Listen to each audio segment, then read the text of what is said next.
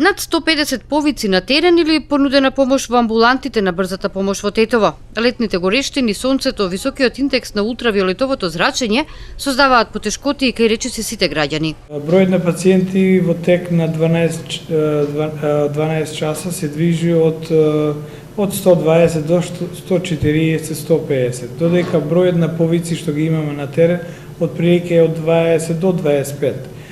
Пациентите кои што амбулантските пациенти кои што барат нашата помош, голем број од нив се пациенти кои што имаат хронични тегови, хронични болести како што се висок крвен притисок, пациенти со шеќерна болест, после имаме пациенти кои што имаат разни реуматски болести, пациенти кои што имаат респираторни проблеми, како астма и така натаму.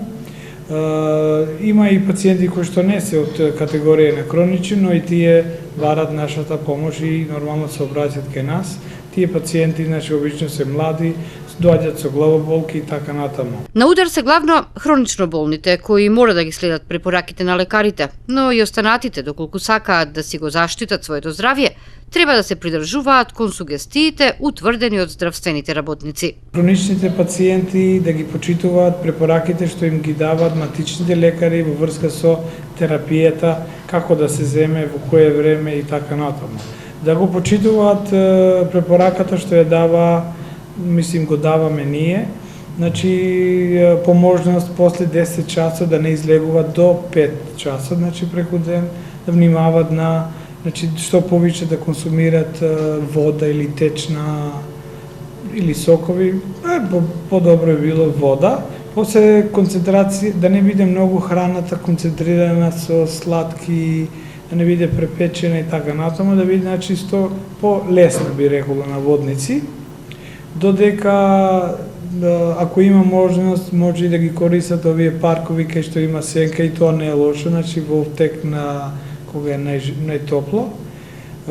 По можност да ги барат просториите кај што има и клима, зашто да не, и некои вентилатори ги користат и така натаму. Додека има една категорија на луѓе кои што се се на сонце, работат, тие треба да внимаваат. Сега имаме најави од инспекторатот дека ти ги кази, така да не е препорачливо да се работи на сонце на такви температури. Ако некој има неопходно некој работа, дали на сонце или да излезе, би било добро да го изврши тоа пред 10 часот. Ако мора, тогаш нормално капа, да ги заштити очите со специјални очила, облеката да е полесна, посветла, попамучна и така натаму. Што се однесува за информација, треба сите тие што работат надвор да знаат за последиците од високите температури, да знаат што ќе се случи ако евентуално нормално се случи некој проблем како што се овие сучаница ние навистина тешка болест која треба и со недели трае додека се лечи. Лекарите со совети и долетувалците. Задолжително користење на креми со висок заштитен фактор, заштита од директна изложеност на сонце, како и пиње течности во поголеми количини, за да се одбегне дехидрацијата.